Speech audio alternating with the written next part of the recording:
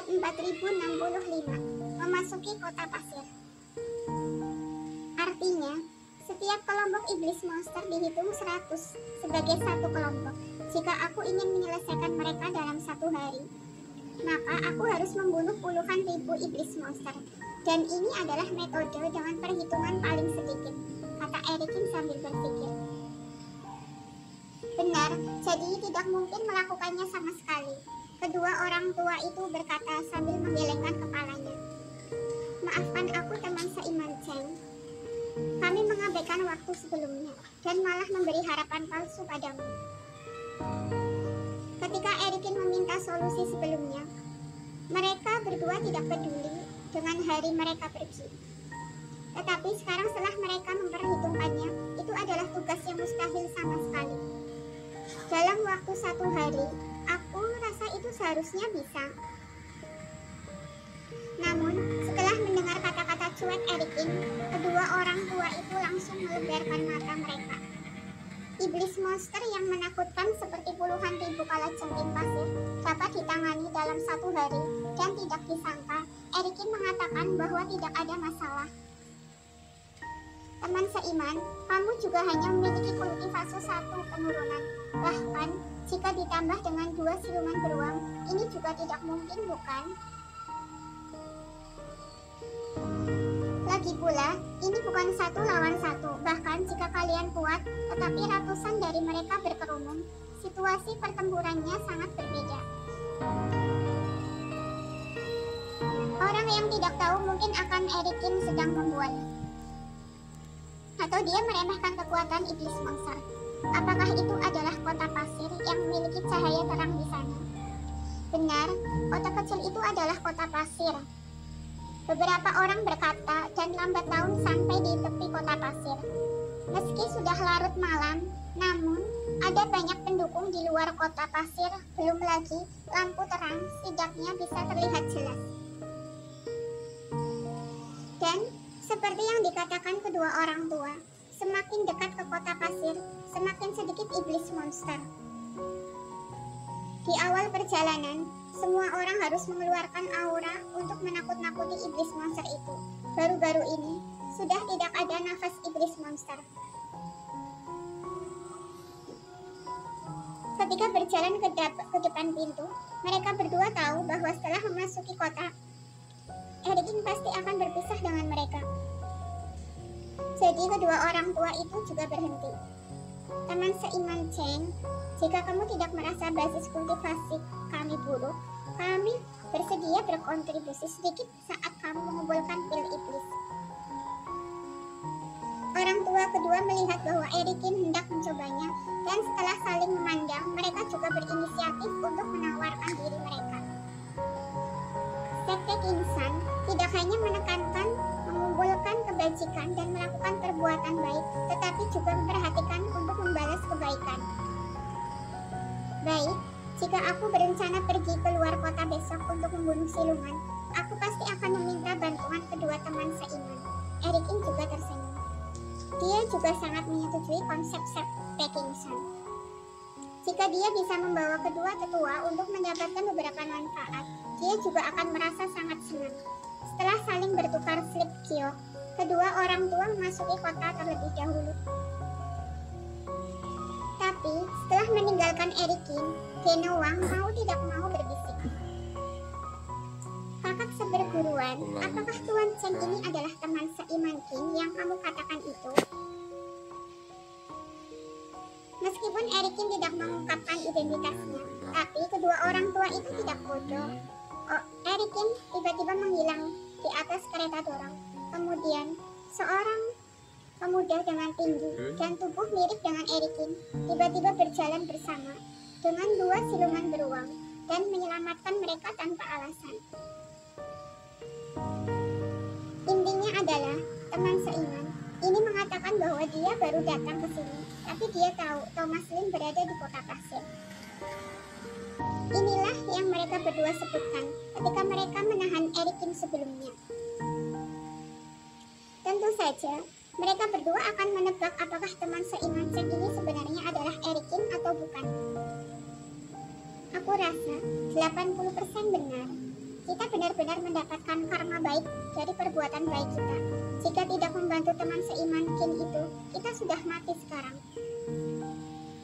Arsoli juga menarik napas dalam-dalam. Dunia kultivasi itu sangat kejam. Ada kultivator yang akan membalas kebaikan yang dia dapatkan, tetapi tidak banyak kultivator yang membantu orang lain tanpa alasan. Tapi masalah ini, selama teman seiman Cheng tidak mengambil inisiatif untuk mengungkit hal ini, maka kita juga jangan sembarangan mengatakan hal ini. Dia bahkan tidak mengubah postur tubuhnya. Mungkin dia tidak berencana menyembunyikan sepenuhnya dari kita, tapi kita juga jangan membuat masalah. Apakah kamu mengerti? Setelah Arsoli selesai berbicara, dia mengingatkan dengan serius. Aku mengerti, teman seiman Cheng menyelamatkan nyawa kita. Bagaimana mungkin kita menjebaknya? Genowang mengangguk cepat. Dia juga tahu bahwa Erikin dan Longzhou tidak berurusan satu sama lain. Apalagi, nama tubuh ilahi terlalu besar. Pasti ada alasan kenapa Erikin menutup dirinya dengan jubah hitam dan tidak berkenalan dengan mereka. Hanya saja aku tidak tahu, meskipun teman seiman Kin ini sangat kuat, aku selalu merasa sedikit tidak dapat diandalkan. Jika dia bisa mendapatkan 100 pil batin dalam sehari. Mari kita berusaha yang terbaik. Usai berpisah dengan kedua orang tua, Erikin tidak buru-buru masuk, melainkan menilai kota pasir. Dibandingkan dengan kota kuno, kota pasir tidak terlalu besar dan bisa dikatakan sebagai sebuah kota kecil. Karena adanya formasi khusus, maka tidak ada penjaga di gerbang kota. Setelah berpikir sejenak, Erikin meminta Ben dan Benny untuk masuk ke dalam ruang permata. Lagi pula, itu adalah kota tempat manusia berada. Jadi, jika dua binatang pemakan besi masuk dan mondar-mandir, itu pasti akan menarik perhatian yang tidak perlu. Kemudian, Erikin melangkah ke dalam kota pasir sendirian. Pemandangan kota tidak seperti kota biasa. Tidak ada bangunan bertingkat tinggi di kedua sisi jalan. Dan gaya bangunannya sama dengan rumah primitif yang penuh dengan arsitektur kuno. Begitu dia masuk, Erikin langsung merasakan ada kerohanian yang bisa oleh para kultivator di kedua sisi, dan mereka jelas sedikit penasaran dengan dirinya yang merupakan kultivator baru. Namun, setelah beberapa penyelidikan, para kultivator ini baru menarik kembali kerohanian mereka. Adapun untuk Erikin, dia tidak langsung mencari tempat tinggal, melainkan berjalan ke beberapa rumah yang masih berkelap-kelip dengan lampu malam. Menurut ucapan kedua orang tua itu, rumah-rumah di kedua sisi kota ditempati oleh kultivator yang menjual harta karun dan digunakan sebagai toko. Jika seorang kultivator ingin tinggal di sini, mereka tidak masuk lebih dalam di kedua sisi. Ada banyak kamar kosong di sana. Erikin tidak sampai berada di titik di mana tidak memiliki tempat untuk menginap. Namun sebelum itu, dia masih harus memastikan beberapa hal. Berjalan ke dalam toko sebelum penjaga toko bertanya, Erikin mengeluarkan beberapa batu roh atau rumput ajaib, kemudian meletakkannya di atas meja. Di depan wajah mereka, Erikin menanyakan sesuatu yang ingin dia ketahui. Di bawah godaan keuntungan dan fakta bahwa pertanyaan Erikin bukanlah rahasia, pemilik toko ini secara alami tersenyum dan menjawab satu demi satu. Setelah beberapa saat, Erikin keluar lagi dan sudah tahu lebih banyak tentang kota pasir, para kultivator di tempat ini, bahkan orang misterius dan petanya. Bukankah dia tidak percaya pada kedua orang tua dari sekte Kingsan? Hanya saja, para kultivator memiliki keterbatasannya sendiri.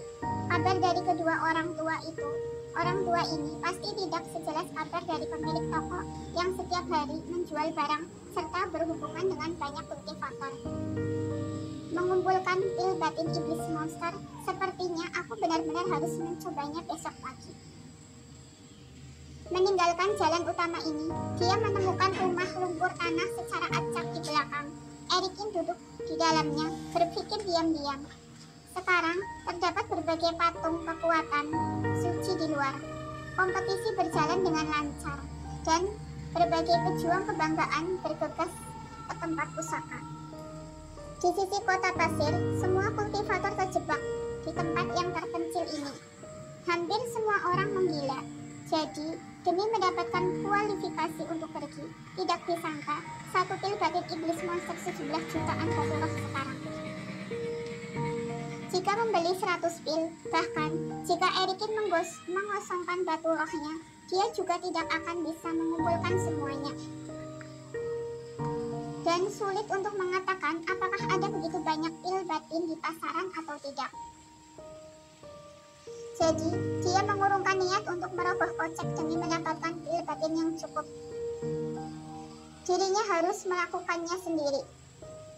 Tentu saja, Erikin juga menemukan bahwa ada juga banyak kultivator di kota pasir yang telah membentuk kelompok untuk memburu iblis monster. Jika dia bergabung dengan mereka, dia akan dapat menerima manfaat yang sama. Namun, Erikin sudah pernah bergabung dalam kelompok kecil yang seperti ini sebelumnya, dan kebanyakan dari mereka berantakan. Jadi, dia tidak berniat untuk bergabung. Setelah mengambil keputusan, Erikin duduk dengan lutut disilangkan lagi dan mulai berlatih. Bersambung.